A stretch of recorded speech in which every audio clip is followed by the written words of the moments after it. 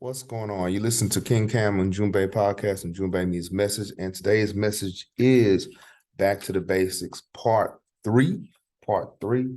This is we're going to the African History 101 series using this book, Black Man of the Nile and His Family by Dr. Ben.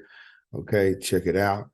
I encourage you to read it on your own. This is just kind of anchoring our conversation because if you guys know me, I can kind of go left field and don't come back. So, but thank you guys for listening. I just had a pretty interesting day at school, and so we're in the process of we're ending the 6 weeks, so we're dealing with that, and I'm also still working with new teachers, and I'm a department chair, so I gotta work with everybody now. So back to the basics, part 3, we're looking at chapter 4, okay?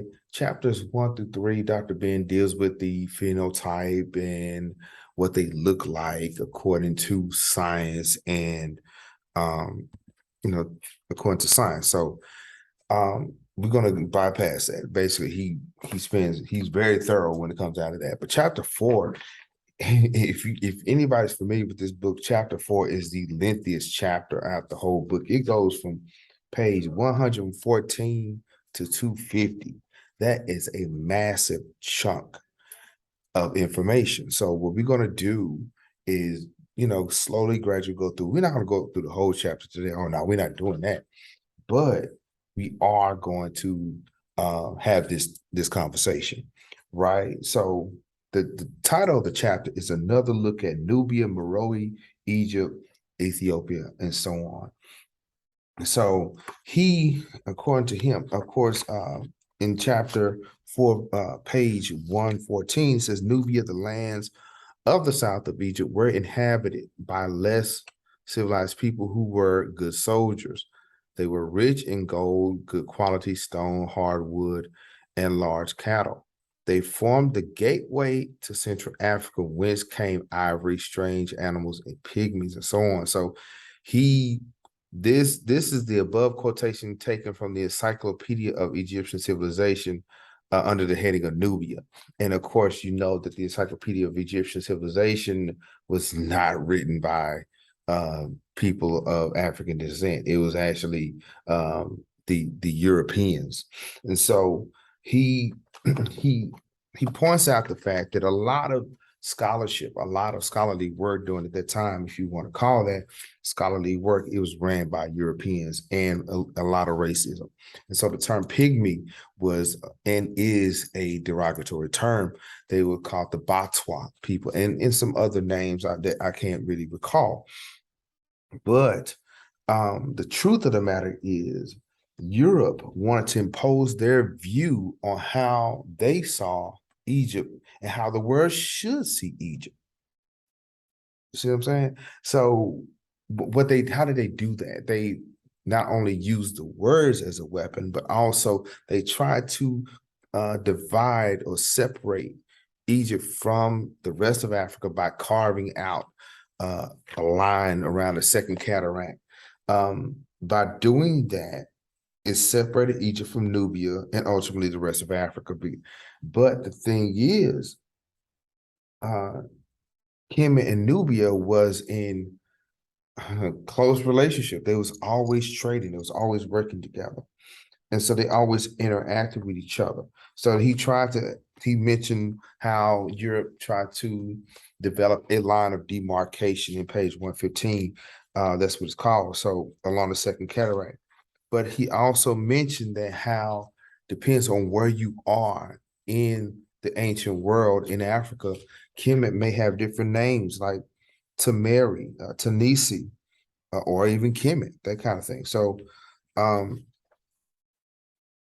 it's not just one name. They actually depends on what part of the Nile you was on, you called it different things. But unfortunately, the scholarship, the last 200 years, according to Dr. Ben, the last 200 years was ran by people who were racist and people who if they could not say that they was part of this situation, they say the Africans certainly weren't. Now, but even though they tried to make that line of demarcation, even though they tried to separate Nubia from Kemet, Dr. Ben mentioned that in the inscriptions on Uni on page 118, that they were trading. They was getting wood from Uganda. You know, they was getting wood from the deep south, you know? And so you can't simply divide the land like that. You can't just okay, let me see. There you go. No, it's an organic situation. People were trading, people were sharing, not just goods and tangible materials, but ideas. Okay, you can't separate that. And so they got the material from Uganda and many others to build what? Abydos, the temples of Karnak or Waset and so on, the Ibn Isut in many places. So they displayed the concept what he called high culture. And Dr. Ben, he many times he mentions the difference between being a civilization and high culture. Civilization just means you have a language, norms, and expectations, and so on. But high culture means these people of Africa, Kemet, not just Kemet, but Congo, Uganda, Tanzania, many others had a high culture. What do you mean by that? They mastered the arts and sciences they've been masters of it for eons. Okay, mastering it so much to where they're able to pass it down from one generation to the other. That's the thing. That's high culture. And that's really what I'm trying to do for our young people here is to not just get an education and get a piece of paper, but to have that high culture to where you can either teach this class or you can teach other people how to do the same or make the world around you better. So that's what he means by high culture. It's not just civilization saying that I'm civilized because I know words. No, you have a high culture. Can you use those words to bring forth change and empower, right? Now, on page 124, I'm skipping, I know I am. Page 124, he goes into the Neters or the Neteru, okay, the different deities. He starts to name them. And then on page 130, he goes from that to a calendar. Yeah, a calendar. What do you mean by that? Everybody deals with a calendar. Anybody talks about calendars. Every civilization culture has a calendar, but this calendar was different. This calendar had 3 seasons. That's what caught my attention. It had 3 seasons, not 4. Okay, according to Dr. Ben, is 3 seasons, not 4. What are those? It was the Aket, the season and the inundation, which I'm certain that's the rainy season, right? The Peret, springtime, and the Sanu. 3. Okay, that's pretty interesting. And this goes long before the Greco-Roman calendar. But guess what? There was another calendar that was used. That was based more off solar, but there was a stellar calendar that came from, say, Ethiopia, that they looked at the stars in the sky, and that's how they gauged the seasons. I think the name escapes me. I think it's he wrote the book, the Introduction to African Civilization. I think it's named Dr. John, I believe. John Jackson. There it is. John Jackson. So he talked about the stellar calendar that's over 10,000 years old. And, so the African people as a culture, as a high culture, has been doing this for a long time. Now, Dr. Ben goes on into the chapter by saying how the Greco-Roman world, the Europeans tried to shave off a couple of thousand years. That's not right, but that's what he does. That's what they do. Right? Because they were trying to shave off that time to either belittle the advancement of the African people or just to say everybody got here at the same time. That's not so. I had to, mention to my to some world history students that even though they, according to the curriculum, they mentioned the Nile River and the Indus River and the Yangtze, or the Yellow River in China, at the same time, does not mean those civilizations started at the same time. Okay, I'm gonna leave it at that. But he mentions that how they tried to shave off time, while they're shaving off time on one end, on the other side they're still digging, and they find more knowledge, of us as a people. Now, in the middle of, well, not the middle of the chapter, but in the 130s, 136, he goes into chronological order as to how and when and where. He goes into the order of the prehistoric era. Now, the prehistoric era is pretty interesting because this was the age before the pharaohs. I mentioned that in the in my podcast, The Kings Before the Pharaohs, the Shimshu Haru, or the followers of Horus. They did not have a name, but they had a title. It was how many? It was between 40 and 42 of them.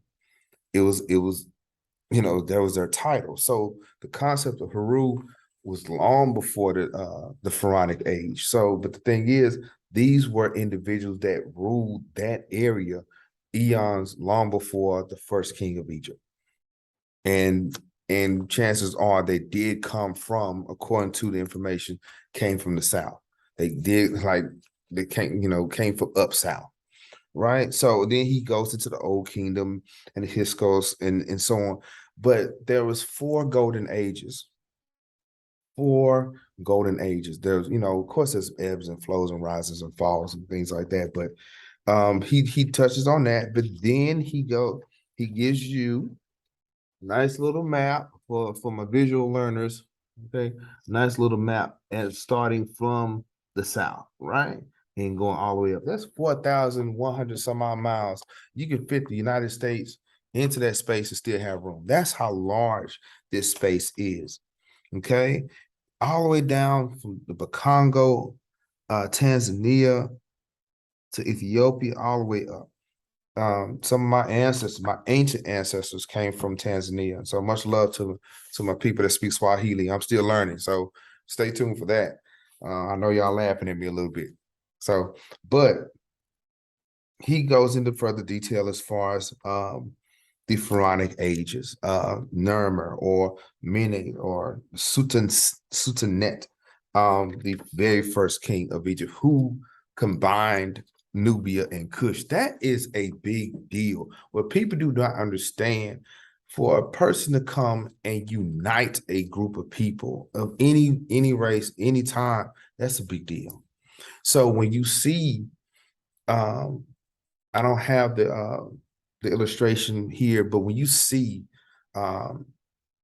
in the Meta Nature, the two individuals with ropes tying a shim, or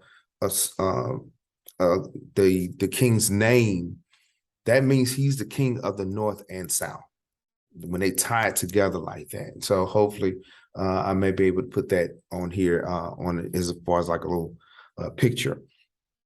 But that's a big deal. But he goes in and names these people. These kings and queens are part of what they would call the Hall of Records.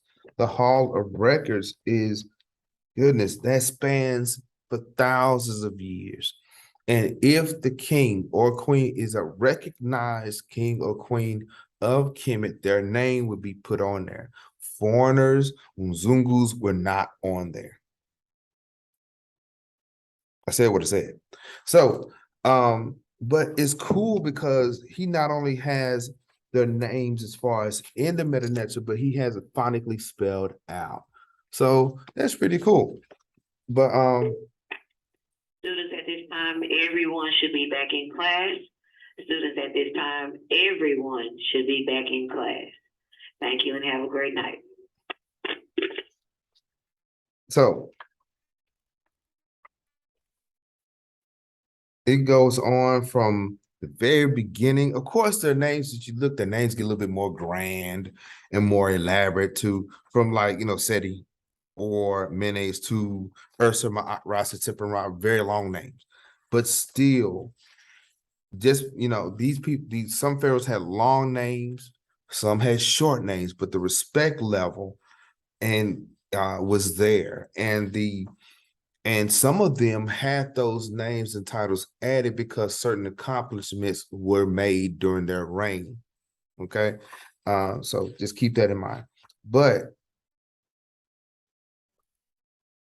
in the middle of the chapter, the history and the dates and names go from page 136 all the way to 165.